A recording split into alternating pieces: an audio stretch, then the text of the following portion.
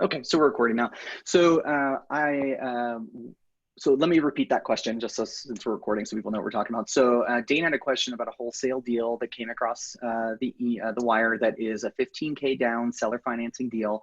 The rent right now, and I think it's rented, right? Like if I remember correctly, like it's got a tenant in it already. Is that Yeah, right? it Yeah. does. Yeah. So rent is 1,500. Payment. When you say payment, was that just PI or was that principal, interest, taxes, and insurance? I don't recall the exact. Let's just say it was all Yeah. four, just for sake of argument. Yeah. PITI is like 1450, 1480. There's basically no cash flow. So I think it really depends. It depends on how you're going to look at the deal. So if I only have to put 15K down and it's breaking even for a year, and then then rents will start to increase, to me, and that's not on your credit. That could be a really great rental. I mean, I'm speaking in generalities because I didn't dig into it too much because that's not what I'm trying to focus on right now. But I have two seller financing properties that I purchased out of my self-directed 401k. And both of them are just break even. I think one of them is like -50. But I was fine with it because I had such little money to put into it that the return seemed really good. I'm actually going to be selling one of my seller finance deals or houses soon. And this is a property in Kearns that I bought for $230 in January of 2018. I did a full rehab on it. We were renting it for like $1,600. It was like barely, I mean, it was like maybe $100 a month. But now that same home is probably going to be like 285, 290, depending on when I can get it on the market. And I'm pulling the cash out of that and moving on to something else. So it all comes down to what your goal is for that property, right? If it's like you're just going to flip it, no, of course that doesn't make sense. But if you're like, hey, I'll play a 5-year game and then sell the property, like for 15 grand down, like that to me seems like a pretty good deal. And from what I remember, I think they completely remodeled the place last year, a full remodel. Mm-hmm. So it was up to date and ready to go. So I mean, I think, so let's talk about wholesalers a little bit, just back to Linda's point earlier. So I think that the best thing you can do is contact them and go to a walkthrough and talk to the wholesalers. So the way that it works with wholesalers is they have acquisition managers and they have disposition managers. So who you're meeting is the disposition manager because he's the one that's actually trying to sell it to an investor. The acquisition managers are the ones that are going to the property and locking down the deal and getting the contract in place. So you really want to be friends with the disposition managers, right? Because if you can build a relationship with them and then they can start knowing you and knowing what you're looking for. Last year I think 3 of my deals were sent to me and me alone. And that's just from relationships. It's not, like I'm nothing special. It's just that I've consistently been talking with them, checking in, saying hello. I mean, it's like standard realtor stuff, right? I mean, it's just like, you got to keep that relationship going. So to me, it's like, that could be a good deal if your goal is, let's just sit on it and have it appreciate over a certain number of years, and then we'll sell it. If you planned on selling it in like 2 years, like, I mean, I don't know, because we just don't know where the market is, and I don't know that you're going to get that much margin in it to make a profit from it. But seller financing is just an awesome way to build up your portfolio. So, my phone's ringing. Turn that off. Tamara Reaper is calling. Okay, so let's talk a little bit about, and for the people that joined, for Kim and Joe and everybody, just please ask questions. This is being recorded. You can look at it later also. So there's two. Yes. So just a quick question, because I'm in this group because I'm not the expert and I want to learn and build that portfolio. So just so I understand, you're saying seller financing could be a great option. I'm assuming depending on how much money you have to put down, if you're going to be playing it for that mid to long-term return. Is that what I'm understanding? That's exactly it. Yeah. Yeah. The great thing is, so all of us can get 10 standard Fannie Mae, Freddie Mac loans on on our credit report. And so, once you hit that, like you're stuck. And so seller financing is just a great way to like increase your portfolio without it showing up on your credit report. But you have to be careful because sometimes like I've seen seller financing deals where they're like, this house could be yours for $70,000 down. And it's like, okay, that's ridiculous. Yeah. I wouldn't be surprised, Dane, going back to the 15K, I wouldn't be surprised if people are offering to put down more. Just like people bid up prices, I think they'll bid up the deal because that difference really just goes into the wholesaler's pocket. And so that may be a teaser price. But yeah, Mike, that's exactly it. I mean, anytime you can have seller financing, it's a great deal, if it makes sense. So just one follow-up, and then I'll let you continue on. Aside from searching on the MLS for seller financing, is there one spot you would recommend someone like me who's just getting started to specifically go after a seller financing? I mean, it depends. Seller financing is like the golden goose. Everybody wants it, and it's hard to find. I have not necessarily. Hold on a second here. I guess what the link called it. I'll jump in. So, yeah, go ahead. Mike, there's a couple of different ways that I've found seller finance deals. Number one, most realtors don't know what seller financing is. They just don't understand it. So I think if you can get really familiar with what seller finance is and how it works, specifically how it can make a win-win for the buyer and the seller, seller financing can look different in a lot of different ways. And I've put several seller financing deals together for clients just by asking the realtor to explain specific terms to the seller. So that's a good thing, is it's just educating your fellow realtors on what seller financing is and asking the sellers if they would be interested in an option like that.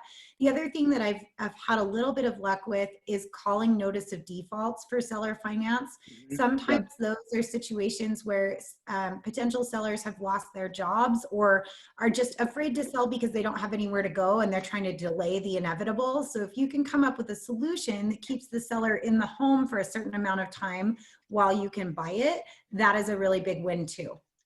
Okay, that's perfect. Thank you. I'll probably circle back with both of you guys, but thank you. Yeah, absolutely. One of the things, like going back to what Linda was saying, that's such great advice. The majority of realtors do not understand seller financing. And the word seller financing scares them. So a lot of times when you're asking, you want to ask in ways that never bring up seller financing. So some ways that I do that are, is your seller open to creative financing? Just to like say, well, what are you thinking about? Is the seller open to like a seller hold carry back, which just basically means like you'll pay them some money, but they're also going to carry part of that loan for you. And those are things that you just have to get. You have to understand those subtleties when you're talking to them. It's so funny. I've had people, like, I'll talk to an agent and say, is the seller open to creative financing? And they'll say, yes, but not seller financing. I'm like, okay. So yeah, absolutely, Joe, go ahead. One of the things that I fear going into a seller financing due is having the note called due. Yeah.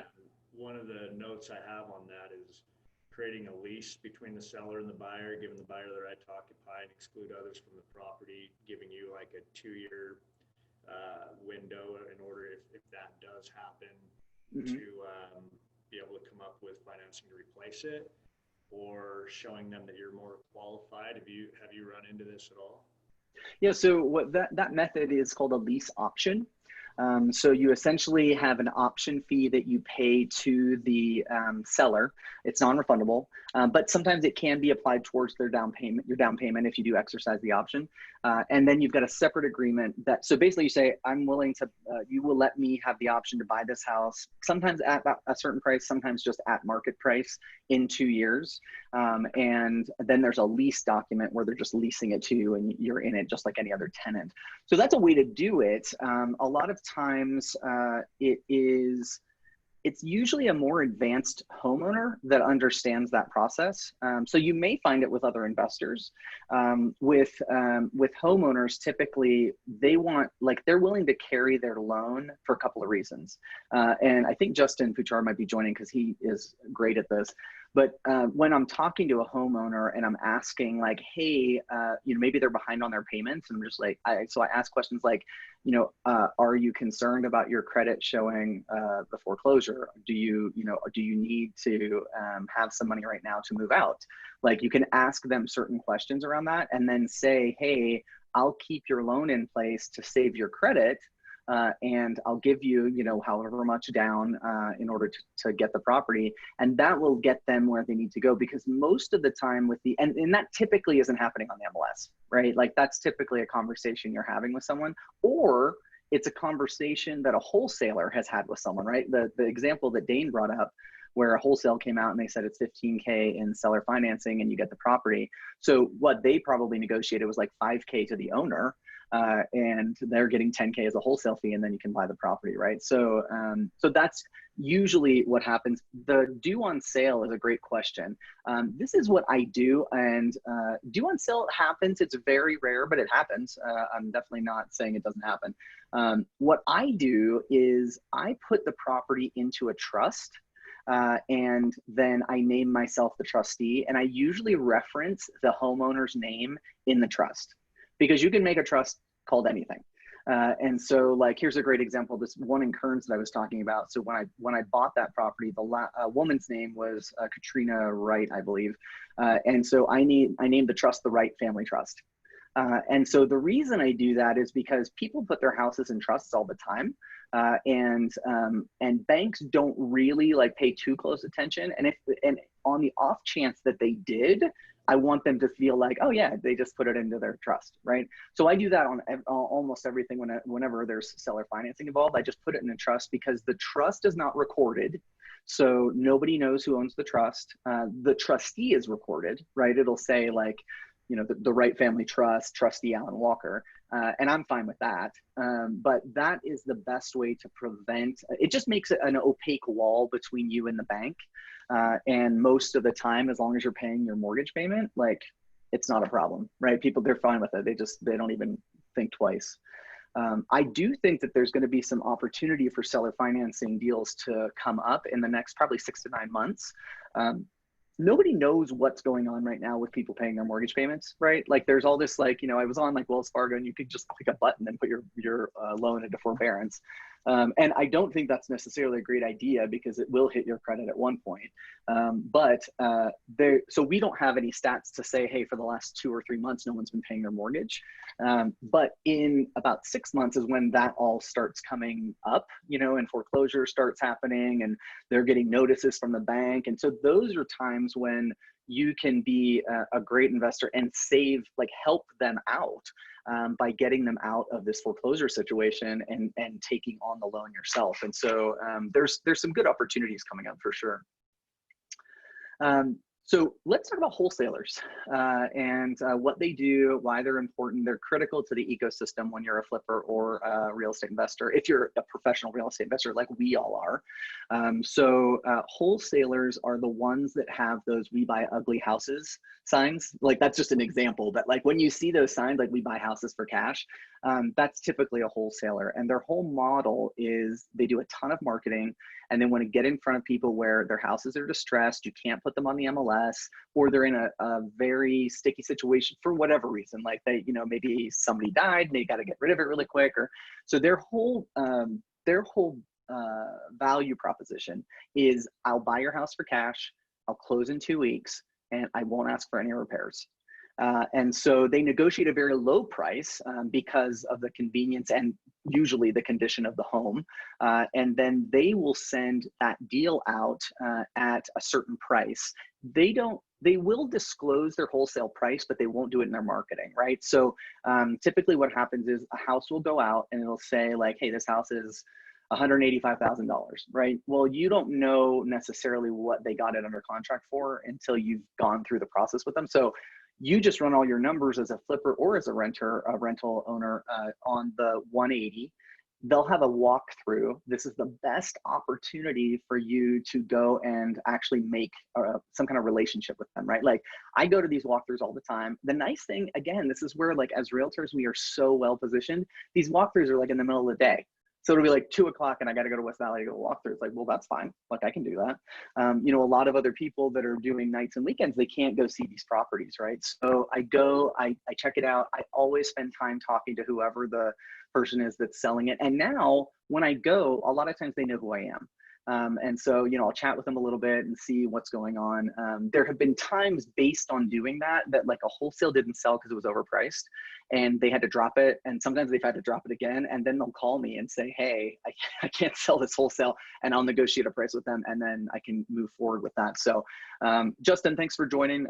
Feel free to ask any questions or by all means, feel free to insert any of your advice and experience because you've got a ton of it as well. So so that's usually how it works. Now, wholesale deals cannot be purchased with conventional financing. This is so critical that you understand this. So you have to have, if you have the cash, great, use your debit card and pay for a house. But most of the time you're getting some kind of hard money loan, which is just a short-term high interest loan. That's it. That's what a hard money loan is. There's nothing fancy. It's just like, it's a really high interest short-term loan. They typically will last about 6 months. Now you can extend, and like there's differences between hard money lenders, and you can talk to them about that. But there's a few things that you want to know about when you're talking to a hard money lender. You want to understand how many points are you paying. Points are basically the origination fee that they get for doing this.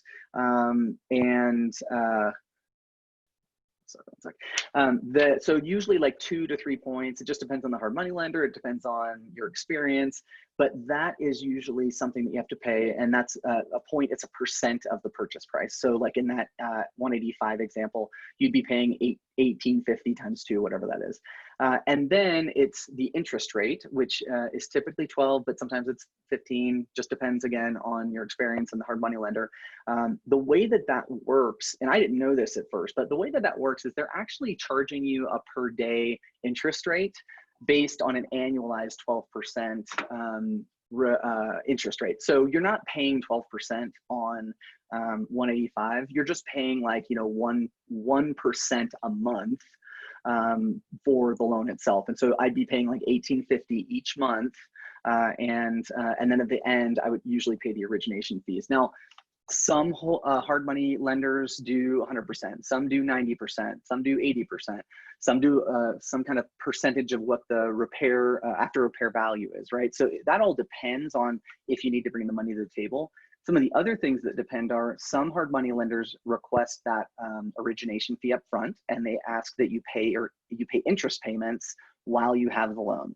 And they're doing that because they want to keep, this is my opinion, but they want to keep flippers' feet to the fire, right? They don't want them to forget, hey, you're paying like $1,850 every month. So sometimes you can get the origination points on the back end when you sell the property. Sometimes you can pay the interest on the back end when you sell the property. It just all depends on the hard money lenders. Now, I know that there are multiple hard money lenders here in our office. And again, your realtors, you have a great opportunity to go and talk with these other realtors that also do hard money. So that's a good thing to be asking around in the office for. So you can talk to me offline. I haven't asked the hard money lenders I know in the office if I can give their names out, so I'm not going to give them out on this call. I'll check with them first. But you can give my name out. Okay, perfect. Justin was one of the names. I'm like, hey, he's on this call. Maybe he'll throw in his. I know. I was gonna say, I'm like, somebody have Justin say something.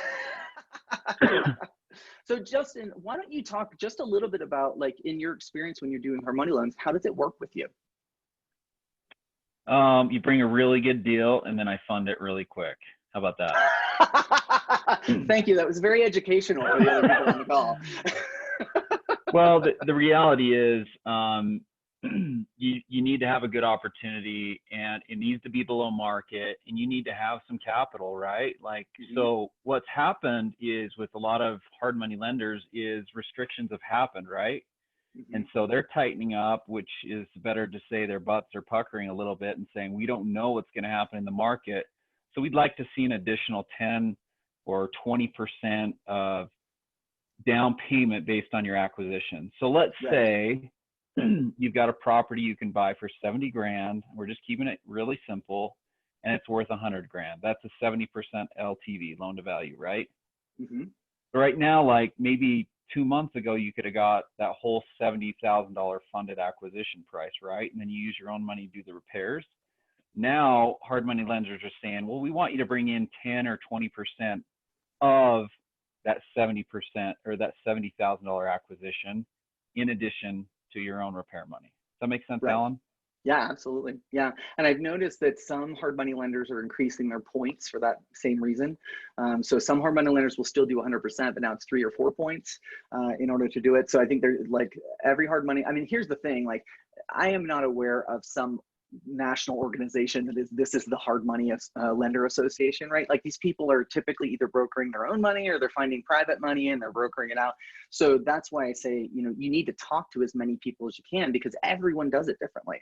And there's no right or wrong way. I mean, it's just like, that's how they do it. So having access to that and getting those relationships going is so critical because I have purchased both rentals and flips through wholesalers using hard money. And how I've done that is and so in 2018, I bought 3 properties that way. So I worked with a wholesaler, they brought me a deal. I could see that there was value there. A lot of times flips and rentals, they're very different in terms of criteria. Like you sometimes can pay more for a rental wholesale if there's, you know, not a lot of repairs and it's easy to get that 20% that you need. You need to have 20% equity to get out of hard money and get into a conventional, right? So I purchased it with hard money. I supplied all the repairs. Those repairs stay in the property. And then I have forced appreciation through those repairs and have then gone to a conventional lender and said, I want to refinance this. I already own it, but I've got this hard money note on it. And the refinance then pays off the hard money lender. And hopefully you don't have to bring anything to the table, but I've had to bring money to the table before because I got like the appraisal came back and I was at an 85% LTV. And so I had to bring 5% of that to bring it down to the 80. But that's okay in certain situations. Like if there's not a lot of margin in a wholesale deal that you see, like as a flip, like if you're looking at it and you're like, I don't know, I mean, those numbers are pretty close. Like I'm only gonna make like $5,000 on this. It might be a valuable opportunity to have a rental. And every deal is different. So I'm speaking in generalities and, you know, this is being recorded and you can hold it against me, but I'm just saying these are ways that you can increase your rentals. It's a lot easier to do a refi than a purchase. And so, you know, that was how I did it that year because, and if you have a spouse and they have a W-2 job, like you can do it in their name. I mean, yeah, like Linda's a great example of that. So there are lots of ways you can get that refinanced, but it's just way easier. Now, here's the thing. Everybody thinks, if you don't, many people on this call may go to biggerpockets.com, which is a great website. It's got a ton of information on investing. They also talk in kind of big generalities and situations that don't work, in my opinion, in Utah. One of them is the BRRRR method. Who has heard of the BRRRR method before? Dane, great. All right. The BRRRR method is essentially you buy it, you repair it, you refinance it, and probably then you rent it. I'm starting to think of all of them. But here's the thing. You can't pull cash out of your property right away. And you don't want to hold your hard money for 6 months. That's very expensive money. So what your goal is you want to get in the property with hard money, push those repairs through as fast as possible, and then do a rate and term refi, which essentially all it does is remove the hard money, puts it on a fixed rate 30-year mortgage. You don't pull any cash out. They won't let you. You can then later do a cash out refi. BiggerPockets makes it sound like you just, I put 30K in, I got 50K back out, like bing, bang, boom, like now I got a rental. And it's like, that's not real. But understanding, you know, this is where being an investor really helps us as realtors also, because getting deep in the weeds on lending and how that works, because you got to get deeper than just like a traditional mortgage when you're doing investing. That really helps you when you're talking with your clients as well, right? So before I move on, what questions do you guys have about hard money, about that process I just discussed? Let's get some conversation going. I just want to go back for a second talking about lease option again. Oh, great. Well, I've had this work several times. A lot of times, especially with homes that have been on the market for an extended amount of time. So for example, last year, about this time, my clients were purchasing and they had a home that they had their eyes on that they really, really loved. And they didn't qualify. She's self-employed, so they needed 1 more year of taxes before they could qualify for conventional financing. And we had gone to the agent that had the property listed. The property had been on the market for 6 months. We'd gone to the agent and asked them, you know, again, playing back to what Alan said, we had said, are you open to seller financing? And the agent said, oh, I'll ask. And I followed up several times, and finally I just got a flat out no. Like, no, they're not interested. Ends up, the listing expires, the property gets relisted with Keller Williams, the South Valley Keller Williams. And I happen to know the agent, and I know that she's pretty savvy. And I called her up and I said, hey, my clients are just looking at this house for the last 6 months and watching it sit. Is there any way that you could talk to your clients about seller financing again? And she said, again. And I said, yeah, we asked the last agent, like, we'd be willing to do a lease option. They're going to put $20,000 down. Like, this is a low risk situation. It's only for 6 months and we'll be closed and out of your hair. She went to the clients. The clients were so mad. The other agent never asked them. Oh, geez. Yeah. Linda, do you know why that happens? Well, the agent's scared they're not going to get paid. Well, I think it's more than that. It's difficult sometimes to understand what it is, and no agent or necessarily human nature, they're scared of things they don't understand. If you don't understand it and you're supposed to be the expert, how are you supposed to explain it to your seller? Sure. And so it ended up being that she went back to these sellers and explained exactly how we were going to do this and why it was a good option for them and how it got their home off the market. And we closed on their deal last month and everyone was stoked. Like, the sellers and the buyers are friends, their kids play together. It's like, it was a total win-win situation for everyone. So when you guys are out there asking, like, really make sure that these agents are understanding exactly what you're offering. Because a lot of the times, like Justin said, they don't get it. And how are they going to explain it to their clients if they don't understand what you're bringing to the table? And ask more than once.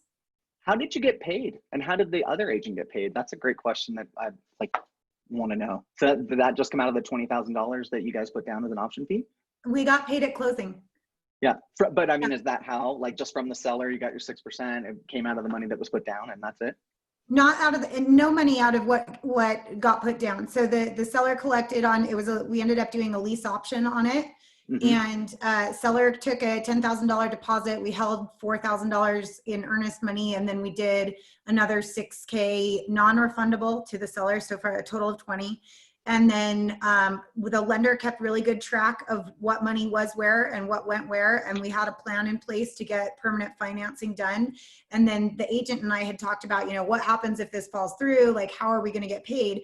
And we both decided that in the best interest of both clients, we would wait to be paid as an incentive to get the deal closed. So when the deal closed, commissions got paid on both sides. I see. So when they finally got that traditional financing, that's when you got paid. That's great. Yeah, it's really good to know. Other questions, comments? Where would you say the best resource is to look for wholesales?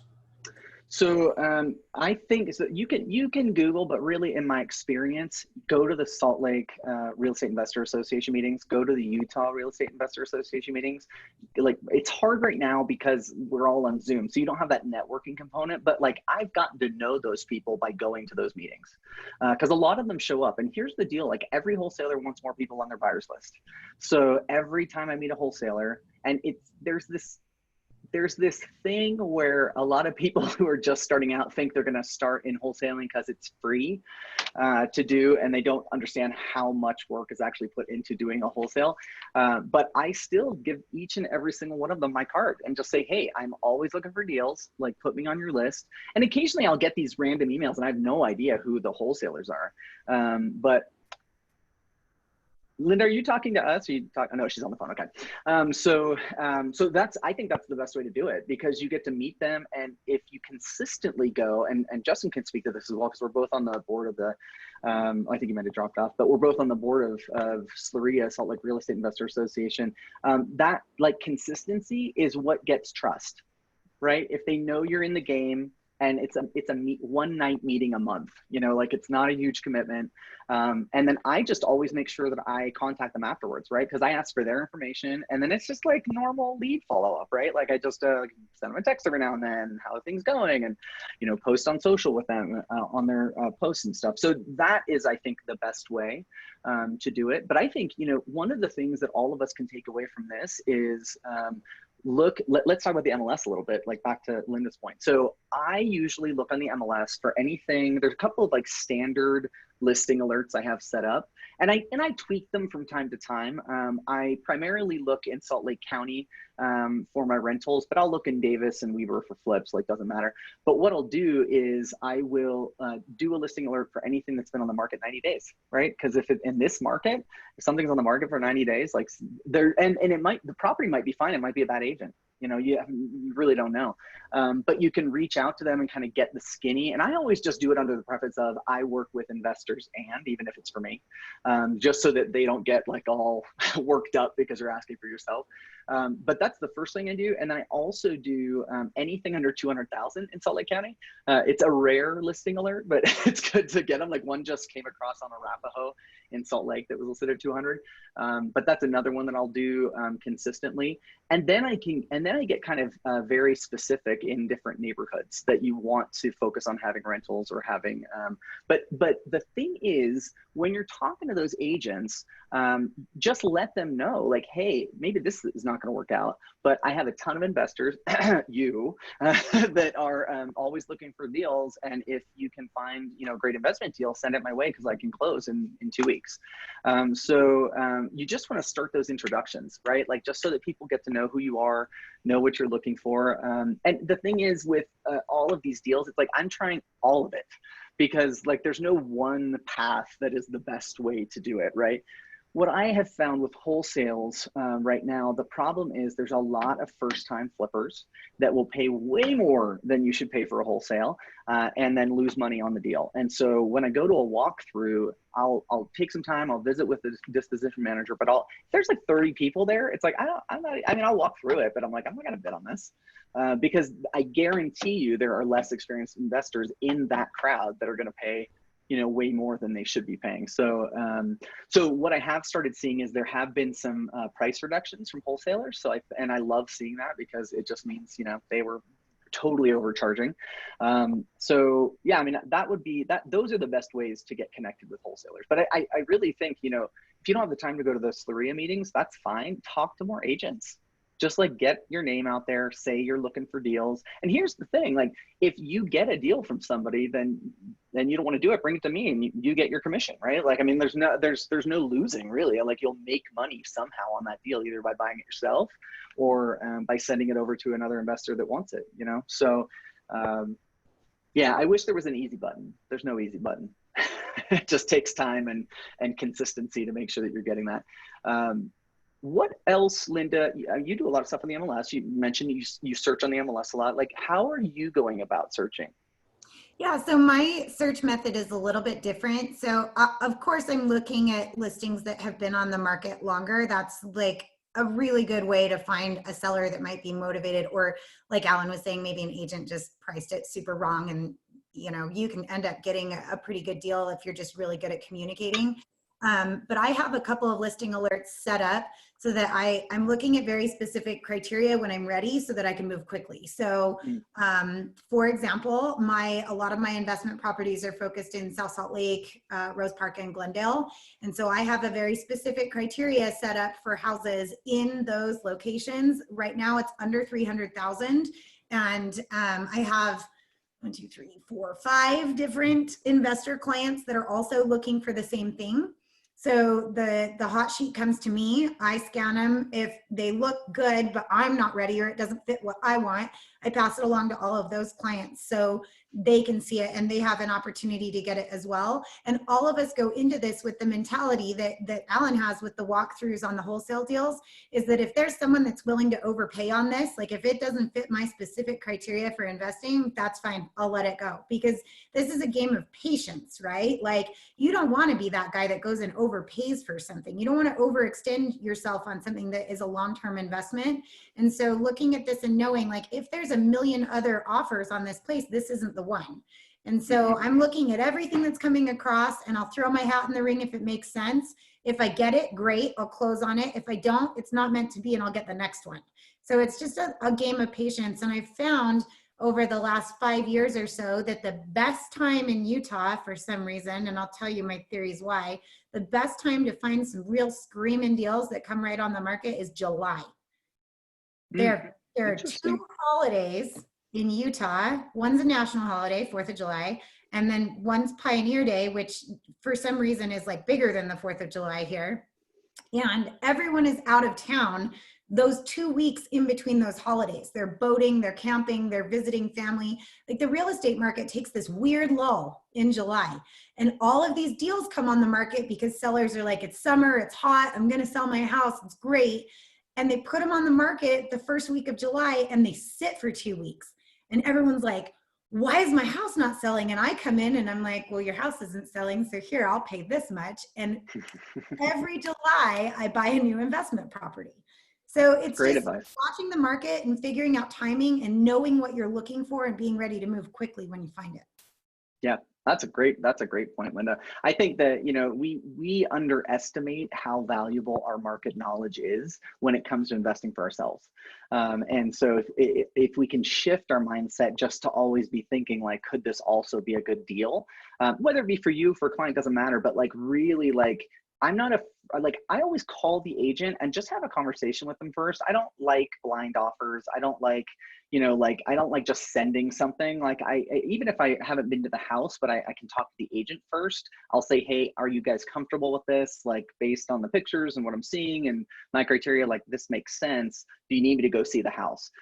You'd be amazed like how, like if you can just become friendly with that agent, I mean, you'd be amazed what happens because they'll go back to their client and they have a good feeling about your conversation with them and they'll present that to the client. So yeah, there's a lot of ways to make that work. Yeah. That's how I bought my property in South Salt Lake, Alan. I bought a single family home in, I guess it was either 2017 or 2018. South Salt Lake got listed. It had a tenant in there that had been there for 16 years. The property was hard to show, but it was listed at $150,000, which was like, oh my gosh, wow. And I called the agent and I said, look, I understand that this property is hard to show. I don't need to see it. I'm interested in keeping the tenant there, and I would like to send over a full price offer if your seller would consider taking it without me seeing the property. And she called her seller who lived in Alaska and explained what I had presented. And the seller said, absolutely, sell it to her because I don't want to bother this tenant anymore. And if she's saying that the tenant can stay, then sell it to her. I messed up all of South Salt Lake's values for like almost a year.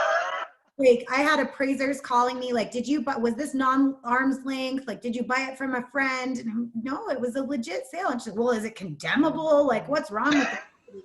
So like communication up front is going to go a long way to getting you a really good deal. And that's, Alan's doing the same thing. If you're calling and communicating with these people, you're going to have a way better shot than just sending over a blind offer.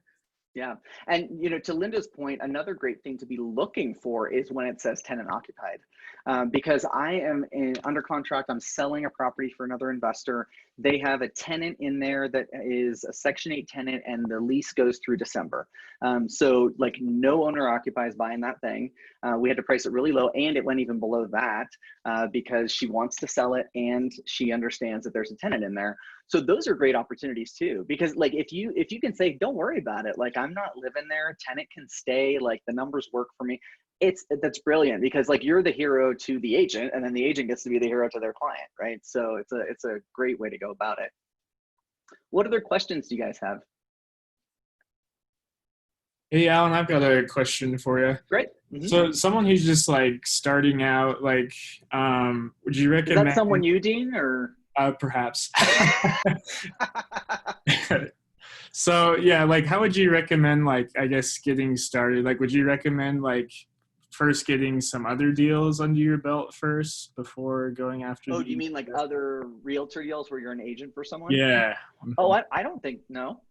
I mean, a deal's a deal. I mean, here's the thing, like all of us are trying new things as realtors, right? Like we're always trying something new.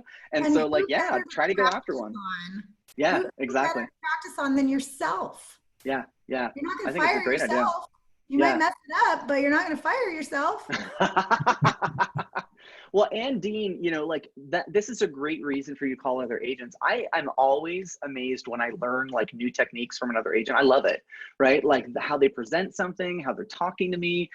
So that in itself is just, it's almost like a role play, right? But like you could also like find a deal. And here's what I have found. If you find a true deal, you will always find a buyer if you're trying to sell that deal. Always. But you have to make sure that it's a good deal. And so I think like some of the things you need to do is really understand how to analyze the property. And in our next investor mastermind, which is in 2 weeks, I'm going to talk about deal analysis and just like I'm going to bring some wholesale emails to the table and just say, you know, like we got these, let's figure out like how we know whether or not this is a good deal. But there's a ton of stuff that you can do, Dean, that's just MLS and phone calls to agents. And the thing is, that's not scary because it's an agent, right? Like you're not like cold calling someone. I mean, you have a very specific reason. They know they're going to get phone calls. So to Linda's point, like great practice on that. What else? Anybody else have any questions?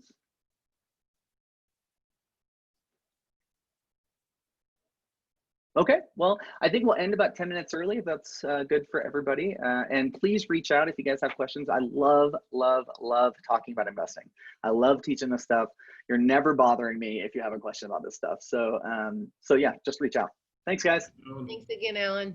Yeah, take care. Bye. Thanks, Alan.